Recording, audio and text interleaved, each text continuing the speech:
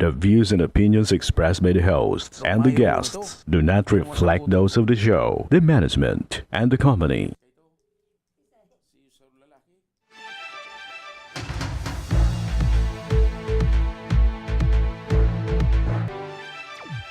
Magandang hapon sa iyo, partner, at live na live po tayo ngayong araw ng Miyerkules para magbigay ng serbisyo publiko. Magandang hapon din sa iyo, partner, at syempre magandang hapon po sa ating mga masugid na taga-subaybay. Live po tayong napapakinggan sa 90.3 Radyo Oragon Sorsogon, 88.3 sa Catanduanes, 90.7 sa Legazpi City, at live na rin tayong napapanood sa ating YouTube account. Napapanood na rin tayo, partner, sa Congress TV tuwing alas 7:30 hanggang alas 8:30 ng gabi mula Lunes hanggang Biyernes sa PTV Digital Channel 14 sa Metro Manila, sa Channel 46 naman sa GMA Apo the Box at Channel 2 sa ABS-CBN TV Plus. At tuloy-tuloy pa rin ang pagtulong para sa ating mga masugid na taga-subaybay. Maaari kayong makatanggap ng 1,000 piso na handog pa rin sa inyo ng ating programa at ni Congressman Saldico. Sundin lamang ang mga naka-flash na mechanic sa inyong screens at baka kayo na ang aming susunod na matawagan mamaya lamang. Kailangan lang i-follow ang aming mga social media accounts, YouTube at TikTok. Ako Bicol, tabang ora mismo. Kailangan ding i-share ang aming live at video uploaded at siguraduhin na nakapublic ang inyong account. At syempre, mag-iwan din po kayo ng comment at reaksyon sa aming live at video uploaded kasama ang hashtag Ako Bicol, tabang ora mismo. Umpisahan na natin, partner, ang pagbibigay ng serbisyo publiko mula sa Saudi Arabia ang nanawagan ng tulong na makuha ang kanyang huling sweldo sa kanyang dating amo. Bago raw siya pauwiin ng bansa ng kanyang amo, ay 11 araw daw muna siyang ikinulong sa kanyang kwarto. Ang masaklap pa, partner, ay 1 beses lang umano siyang pinapakain at tanging pag-inom na lang ng tubig ang kanyang naging pantawid sa gutom. Ang panawagan ni Fe Bermeo Kitingan, panoorin po natin ito.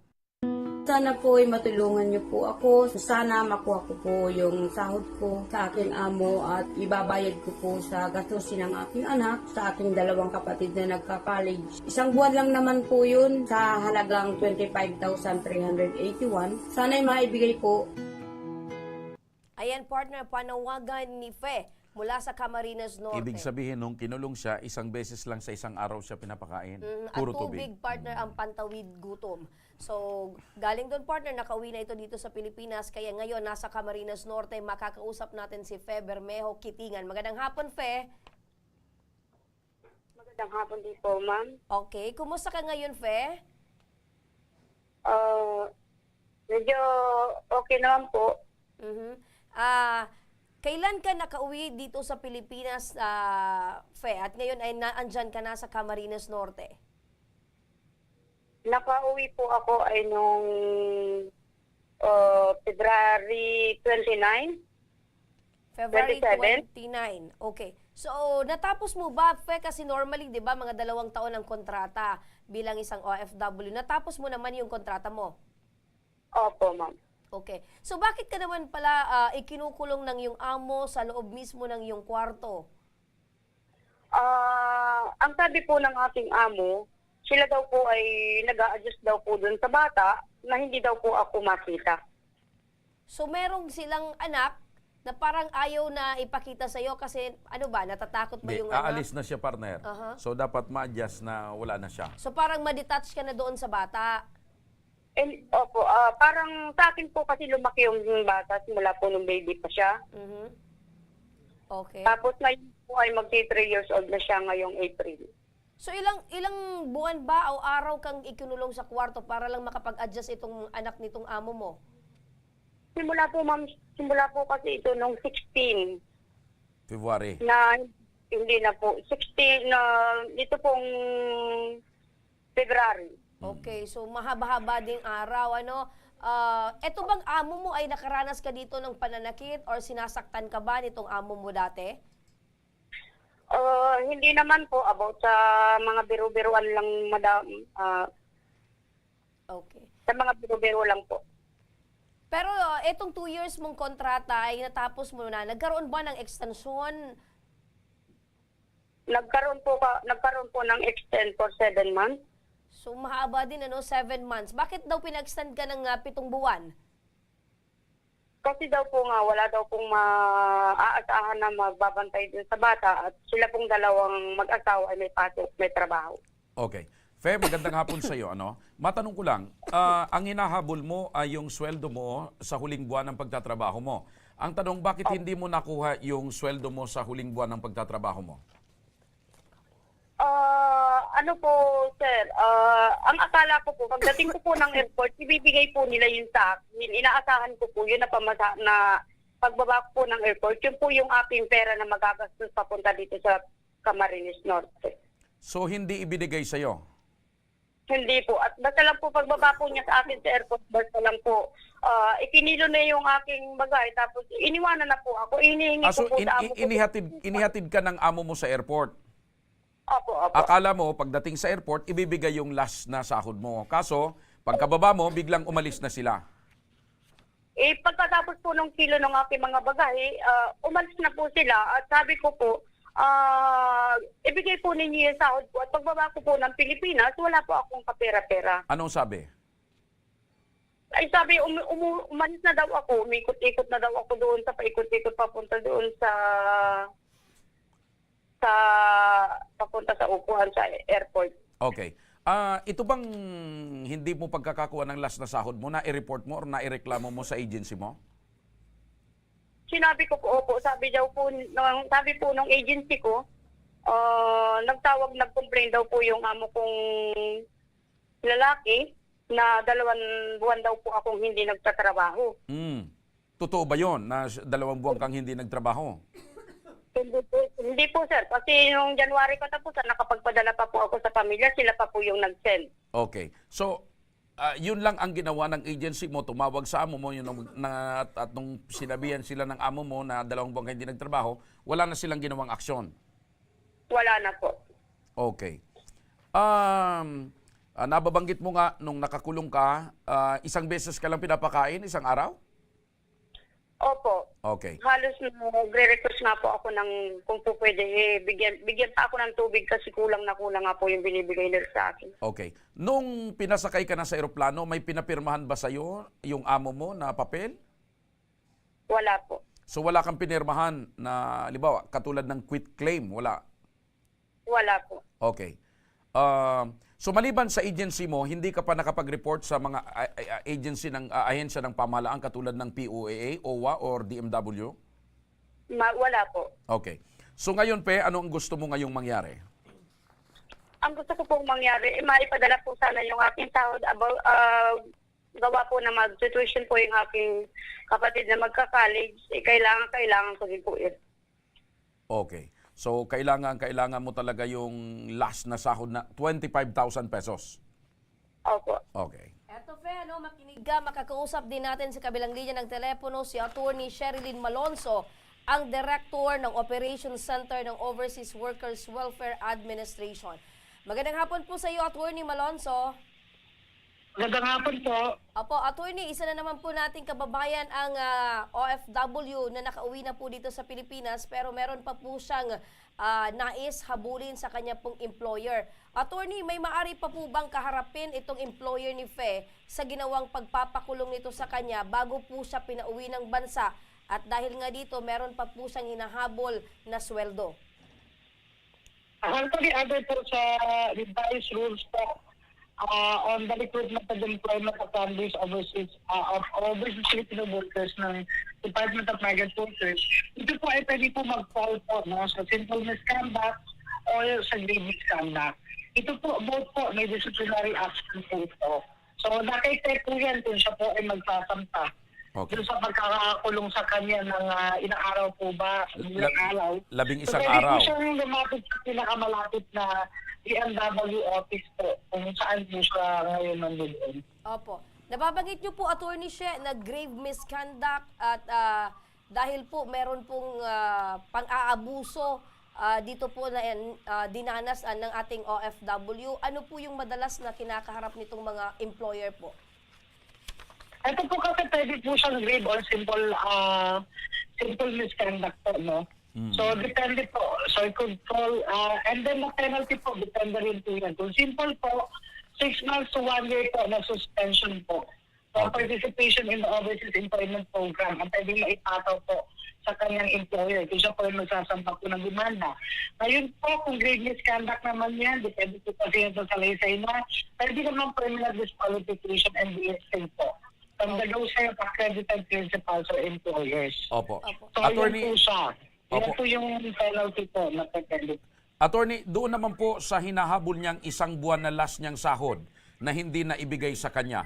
Ito po ba ay magagawa natin ng paraan na mahabol yung employer na maibigay yung last na isang buwan na sahod niya kahit nakauwi na siya dito sa Pilipinas? Okay. Meron po tayong tinatawag under the BMW rules and regulations din po na joint and solidary liability between the employer, FRA, yung kanyang foreign recruitment agency po, and then ang kanyang pong recruitment agency dito sa Pilipinas po. So, meaning, pag hindi po siya binayaran ng employer, yung pwede niya pong habulin yung agency niya dun sa abroad. At kung hindi niya rin pinahabol at sasakritin sa siya, papatawag po ng regional office po namin, no? Opo. Anong department, papatawag po for SENA. Opo. So actually, may choice po siya, pwede sa BMW na siya, or may POEA, doon na siya diretso mag-SENA, and then mag-file na rin siya ng case kung gusto niya, or pwede naman po siya mag-SENA sa OWA. Opo. Kasi po OWA po, wala po kami na regulatory powers, no? Ayun. So, nagsususpend lang po, or nag-disqualify ay ang ating pong Department of Migrant Workers. Opo. So ibig sabihin, attorney, gaya po ng binanggit ninyo, kung hindi na magbabayad yung employer at yung foreign agency, ay maaring yung agency niya dito sa Pilipinas, yun ang mahahabol natin para maibigay yung last na sahod nitong si Fe. Yes po. Opo. Attorney Shi, may dagdag ko lang po, ano? Pag napatunayan po na meron pong pang-aabuso ito pong employer, maari po ba itong maisama sa mga blacklisted po ng mga employer? Para mangyari po yun, kailangan po magsampa po ng demanda po nito sa Department of Migrant Workers at pinakamalapit po kung nasan siya ngayon. Okay. Yung mga satellite offices and regional offices sa mga Department of Migrant Workers. So kailangan po muna yun. So magkakaroon po ng hearing. The usual po, syempre po, dapat po may due process po. So Okay. then, sino po yung accredited na agency sa Pilipinas po, no kanyang employer or no FRA po, no? Na merong kakontrata dun sa employer, yun po yung pwede po na mag-represent po dito kung bibigyan po ng authority ng employer po. Opo. So, pwede rin ng extra territorial service po mga summons po. Okay. Attorney, maraming salamat po sa inyo sa patuloy po ninyong pagtulong, pagtugon at pag-aksyon sa mga problema po ng ating mga kababayang OFW. Thank you so much po. Welcome po. Okay, salamat. Balikan natin, partner, si Palagay Fe. ko partner, pinakikinggan ko si Fe kanina, hindi naman siya interesado pang mag-file ng reklamo tungkol doon sa 11 araw na pagkakakulong sa kanya. So ang habol gusto niya niya na talaga, lang, partner, maibigay yung Yung 25,000. 25,000 na So, sahod niya. Ang advice ni Attorney Malonzo, Mag-file pwede ng siyang reklamo. mag-file ng reklamo sa POA direkta Para para magkaroon ipatawag ng SENA, yung partner. yung local agency. Opo. Oo. Kasi base partner doon sa naalala natin, yung employer, yung local agency, meron siya partner na liabilities and obligation sa ating mga kababayan na nakauwi na sa Oo, Pilipinas. tama.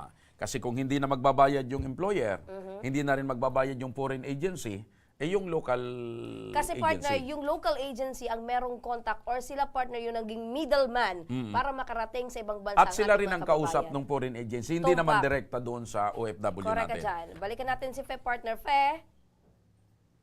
Hello, Fe? Naputol.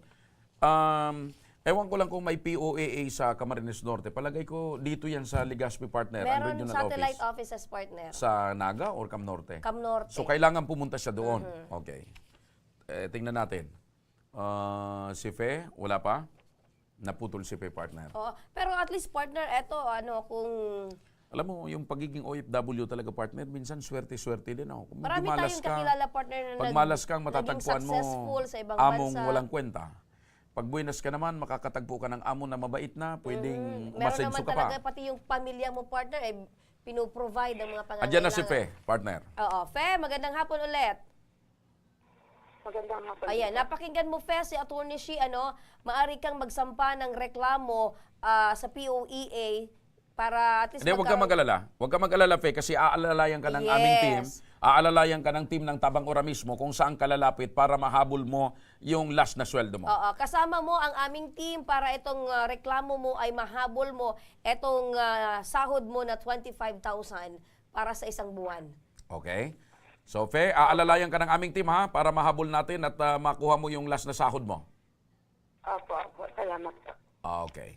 Mga kaibigan, sa pagbabalik ng Ako Bicol Tabang Ora mismo, bagong panganak na sanggol, sumailalim agad sa isang operasyon matapos makitaan ng malaking bukol sa kanyang likuran. At para naman sa ating mga masugid na taga-subaybay, abangan nyo lamang mamaya dahil bago matapos ang ating programa, ay pipili muli kami ng isa sa inyo na mabibigyan ng 1,000 piso mula pa rin sa ating programa at kay Congressman Saldico. Kaya huwag kayong bibitaw dahil magbabalik pa ang Tabang Ora Ora mismo.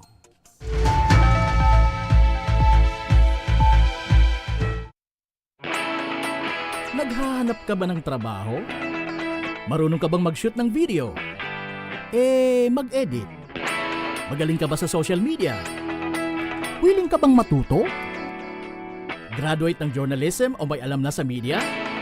Apply na dahil naghahanap kami ng videographers para sa Camarines Norte, Sorsogon, Camarines Sur, Catanduanes at Masbate. Ipadala ang inyong resume sa Action Call Center at gmail.com at maging pinakabagong miyembro ng aming team. Tara na! Apply na!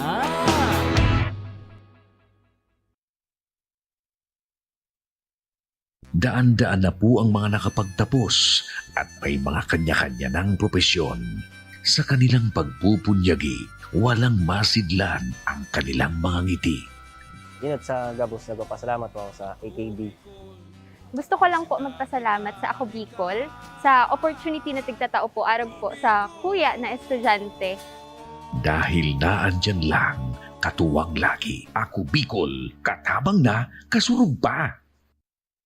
Hindi rin nagpahuli sa pagtugon sa mga pangailangan ng ating mga healthcare workers at mga frontliners. Sa simula pa lang nitong pandemya, hanggang sa ngayon, walang humpayang pagtulong. Ay, nagpapasalamat po ako sa pagtaon ng tabang hali sa Ako Bicol Party List. Salamat kong dakula sa duwang congressman. Kayo nakakatabang sa miya sa gabi. Maaasahan, Ako Bicol, katabang na, kasurog pa. Tucked away in the province of Albay, known for its perfectly shaped Mayon volcano, Misibis Bay Resort, a locally owned 5-hectare private island resort. The resort is ready for all those looking to balance tranquility and adventure. This tropical destination is where guests can either choose to relax under the palm trees or have an adventure under the sun. It features modern and luxurious rooms and villas, recreational facilities, and sophisticated services.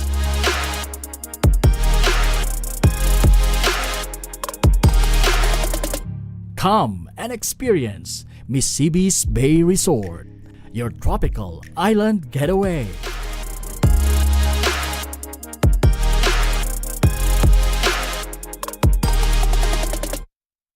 Problema sa tubig, agarang binigyang solusyon.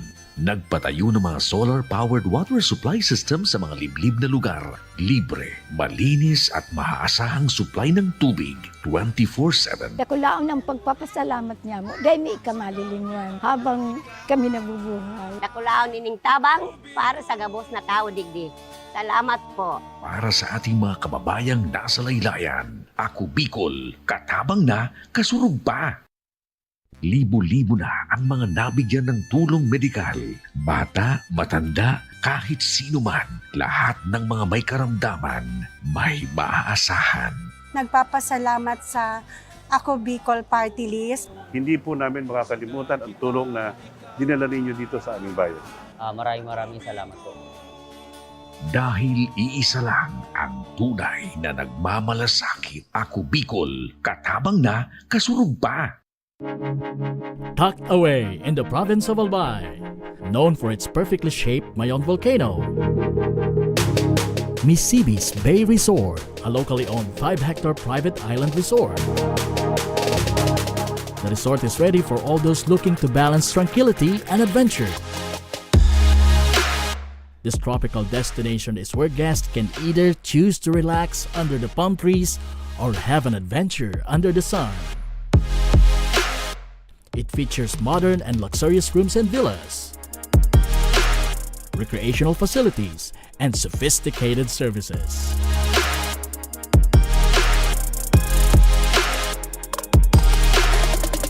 Come and experience Mississippi's Bay Resort, your tropical island getaway.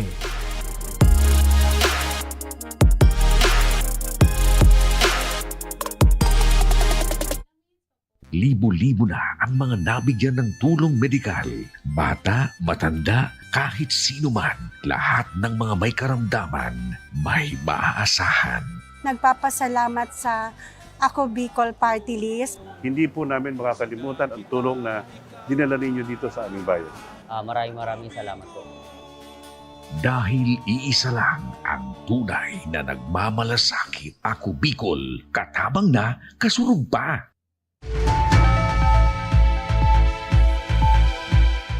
Balik mga kaaksyon ng Ako Bicol Tabang. Ora mismo. Eto, partner, para sa ating Tabang Medikal, makakausap natin ngayon si Venus Ingles. Uy, ang ganda ng apelyido niya. Ingles. Pwede namang Spanish. Pwede man Chinese. Pero English. Kanyang Okay. hinaing ay ang hospital bills ng kanyang anak na sasailalim sa operasyon dahil sa bukol sa likod ng ipinanganak Teka ito. partner, siyempre dahil English ang apelyido niya, English din ang pakikipag-usap mo ngayon. Okay. Kasi kung Tagalog ang apelyido niya, di Tagalog tayo. Okay partner. Sige, challenge yan partner ha. Okay. Para pagkatapos ko, it's your turn. Ay, papakapihin kita partner. Good afternoon. Good afternoon po. So how are you today? Nagsisimula pa lang ako partner. Okay nga. How are you today? Okay lang po. Okay. Yeah. So, when was the time that you give birth to your daughter ba ito? Oh, boy. Okay. To your son. Nung February English po. Hindi, joke lang. Joke lang. Kasi Opo. English ang apelyido.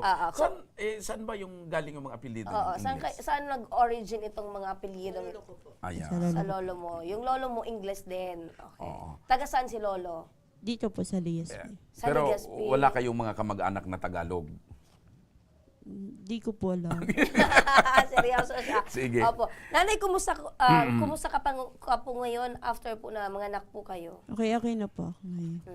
Ito pang panganganak nyo ay normal or cesarean po? Cesarean po. Cesarean, opo. So, kumusta po yung kalagayan ng inyo pong anak na meron pong bukol sa likod? Ngayon po, nasa Nico po siya ngayon.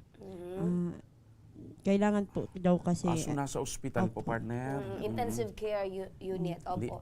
Nico, yung sa mga bata, yung partner? Nursery, intensive care. So, gaano itong pinag-uusapan natin, gaano kalaki itong bukol na nakita sa likod ng anak po ninyo? Malaki na kaagad, parang kamao. Oo. So, ano ang paliwanag ng doktor? Bakit pagkapanganak mo meron na siyang bukol sa likod? Ang sabi daw po kasi sa akin, yung bukol niya daw po dito, parang direct, anong tawag yun? Direkta daw po. Ayan, partner. Hindi, nasa batok, partner. Oo. Siyempre, partner, pag baby pa, kitang-kita talaga yung laki ng bukol.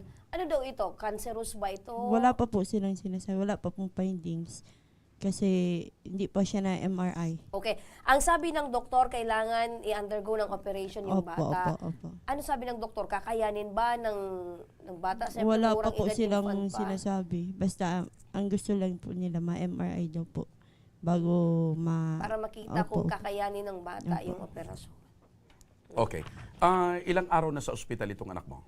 13 days din po. 13 days na. Okay.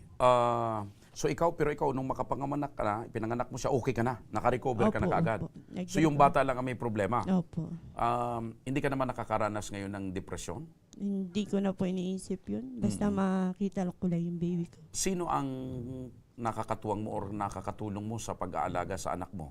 Minsan po, ay yung asawa ko kasi nasa laot po ngayon. Mangingisda ang asawa mo? Opo. Ilan po ang anak po ninyo? Dalawa po. Bunso ito.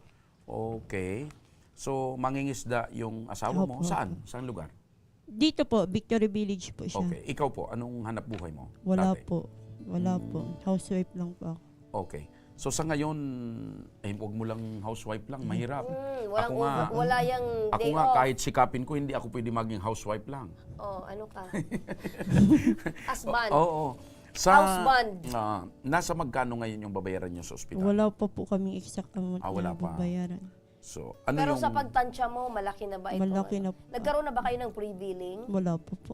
So, ano ngayon yung inilapit mo dito sa programa na gusto mong matugunan kaagad? Yung sa MRI niya po. Kasi yung sa MRI daw po ng infant, sa Naga pa daw po. Asa nagagagawin? Okay. Para mabigyang solusyon ang iyong inaalala, makakausap natin sa kabilang linya ng telepono ang napakaagap at napakagaling sa pagtulong si Miss LB Sidenio, ang coordinator ng Ako Bicol Party List. Ma'am LB, magandang hapon po sa inyo.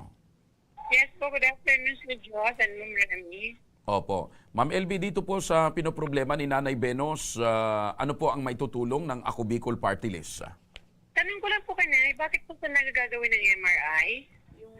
Ipakilapit po. Baka daw po yung buko niya, connect daw po sa brain. Wala daw MRI dito sa Legazpi na ganyan? Wala daw po. Sa Naga dapat gawin? O, Ma'am LB, sa Naga pala ito. I-check po kasi available naman po sa atin yung MRI. At tanong po kung bakit kailangan sa Naga i-MRI yung bata. Oo.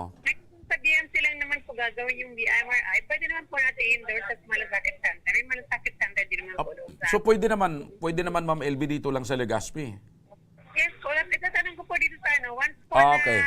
na bumalik si nanay dito, papuntayin niyo po sa akin dito sa malasakit center para po malaman po bakit kailangan sa Naga. Ayun. So, kailangan mong makausap ito si nanay nang sa ganon ay malaman natin kung paano natin tutugunan at matutulungan. Ano po? Yes po, sir. Ayun. Pero Sige. kung hospital bill po dito sa DRSMC, pag po magalala si nanay, sasagutin po. Ayun!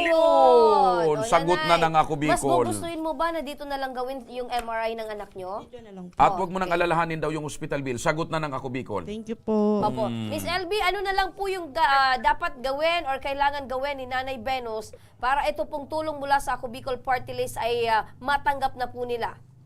Once po na may hospital bill na yung bata, dalhin lang po dito sa atin sa malasakit center. Lumipat na po kami ng opisina, hindi na po sa dating BCC building. Nandito na po kami sa likod ng admin building. Medyo maliit nga lang, medyo hindi comfortable para sa mga pasyente. Pero matutulungan po namin siya. Ayun. Okay. Ang pinaka-importante, Miss LB, kahit kayo ay nasa likod na at medyo hindi kayo komportable dyan sa bagong building, yung pagtulong ng Ako Bicol Party List ay tuloy-tuloy. Itanong natin kay Ma'am LB kung gusto rin ni Ma'am LB humingi ng tulong para mapatayuan sila ng malaking building sa harap. Oo, para at least maging komportable. Hindi sa likod. Oo. O, panahon mo na, Miss LB. Actually, nai-request ko na po yun. Ayun! Gagawa naman daw po ng paraan. Ayan, sagot na rin yan, Ma'am LB. Oo. Maraming salamat sa inyo, Miss LB Sidenio, ang coordinator ng Ako Bicol Party List, katabang na kasurug pa. Nanay Benos, napakinggan niyo po si Miss LB. Yung hospital bills niyo po ay sagot na ng Ako Bicol. At kailangan yung MRI, magkausap kayo kasi kung pwede rin naman dito, sagot na rin yan ng Ako Bicol. mas convenient sa'yo kung dito na lang. Mas gugustuhin mo yon. Okay, At so, bukod po, Nanay Benos, sa matatanggap niyong tulong sa Ako Bicol Party List, mayroon din pong opo, inihanda ang eto aming nanay, programa tanggapin dito, niyo din Ako po Bicol itong Tabang Ora financial mismo. assistance mula po sa aming programa. At dahil nasa Hindi laot ba yung nakapagtrabaho. asawa mo ngayon? Nasa laot. Nasa laot, pag uwi mister. niya galing sa laot, dapat nakapagsaing ka na, nanay. May pagkain na. Opo. May Thank you diaper po. pa. Thank you po. Ano po ang masasabi niyo sa Ako Bicol at kay Congressman Saldico? Salamat po sa Ako Bicol at kay Congressman Saldico po. Gumaan po ba, ma'am, ang inyong pong alalahanin, yung Opo. problema niyo Lakasan po. niyo lang pong loob at sabayan ng pagtitiwala at pananalangin sa pong may kapal. Opo. Hindi niya tayo pababayaan. Thank Okay? you po. Eto na mga ka-aksyon, tuloy-tuloy po ang pagbibigay ng tulong ng ating programa. Tatawagan na natin, partner, ang maswerteng napili sa araw na ito na makakatanggap ng 1,000 piso mula sa Ako Bicol Tabang Ora mismo ni Congressman Saldico. Magandang hapon po. Hello, magandang hapon. Opo, nanay, ano po yung pangalan nyo at taga saan po kayo? Leo Daigo po, from Santa Lalaki Ah, lalaki. Ang boses niya kanina, partner, parang babae, no? Leo, Apo, taga saan po kayo? Santa Misericordia po. Santa Santa Misericordia, Santo Domingo. Oo. So, Tatay Leo, alam niyo po ba kung bakit kami tumawag sa inyo? Opo. Ano po? Siyempre po, kayo po yung tumutulong na nagbibigay kayo ng... Okay. Bibiruin ko sana, partner eh. Kaya kami tumawag sa iyo kasi maniningil kami. Maniningil kami ng utang, Sir Leo. Sir Leo, 1,000 pesos po ang inyo pong napanalunan. Saan nyo po ito gagamitin? Pangdagdag na rin po ang panggastos niyo sa bahay. Saka pambili na rin ng gamot ni Bibi. Okay. Lagi ho ba kayong nanonood ng programang ito ni Congressman Saldico? Siguro isang buwan na po. Isang buwan na, partner. Na nanonood. Okay. Sa loob ng isang buwan na yan, ano ang masasabi mo sa programang ito? Mahusay naman, sir. Napakaganda. Marami talagang mahusay. Convencido. Okay. Congratulations sa iyo, Leo. Huwag mong ibababa ang iyong cellphone at kakausapin ka ng aming staff para malaman kung paano makakarating sa iyo yung 1,000 piso. Opo. Congratulations. Okay? Thank you po. Ayan na mga ka-aksyon, tuloy-tuloy lang kayong sumubaybay sa ating programa at malay nyo po, isa sa inyo naman ang maswerteng mapipili bukas na makatanggap ng 1,000 piso mula sa Ako Bicol, tabang ora mismo. At siyempre mga kaibigan, sa mga may problemang legal at medikal na nais humingi ng tulong sa ating programa, maaari po kayong magsadya sa aming tanggapan sa ground floor po ng Embarcadero de Legazpi, Victory Village, Legazpi City. Bukas po ang aming tanggapan mula Lunes hanggang Sabado, alas 8 ng umaga hanggang alas 5 ng hapon. Sa mga nasa Metro Manila naman po at kalapit na lugar, maaari po kayong humingi ng tulong sa Action Call Center sa North Wing ng Batasang Pambansa. Magpunta lamang po kayo tuwing araw ng Lunes, alas 8 ng umaga hanggang alauna ng hapon. Maaari din po kayo magtungo sa Ako Bicol tabang ora mismo ni Congressman Saldico sa Camarines Norte sa Provincial Capitol Building, Barangay 3 Daig, Camarines Norte. Para naman sa mga taga Camarines Sur, maaari din kayong dumulog sa Zona 2 Tagungtung Goa, Camarines Sur. Bukas po ang aming tanggapan mula Lunes hanggang Biyernes, alas 8 ng umaga hanggang alas 4 ng hapon. Siyempre, maaari din po kayong magpadala ng inyong mensahe sa aming official Facebook page na Ako Bicol, tabang ora mismo. Kahit ano pong reklamo mga ka-aksyon ay aming pong tinatanggap. Huwag niyo rin pong kalimutan i-follow ang aming mga official social media account sa aming Facebook account, YouTube at TikTok account, Ako Bicol, tabang ora mismo. Hanggang bukas, sama-sama nating aksyonan ang mga problemang medikal at legal. Ako po, si Remy Araneta Mindones. Ito po ang programang may paninindigan at patuloy na tutugon sa inyong pangangailangan. Ako po, si Mr. Siram Joshua Martinez. Maraming salamat. God bless Bicolandia. Mabuhay. Magandang hapon at salamat. Ito ang tabang Ora mismo. Aksyon ko lahat ay dadamayan. Noon at ngayon tayo sinamahan. Aksyon ko patuloy na magsisilbi. Isang masipag na pilantropo. Sa hirap at ginawa kasama mo. Malapit ang puso sa mga natutulungan. May aksyon lagi sa nangangailangan ng idol nating Congress.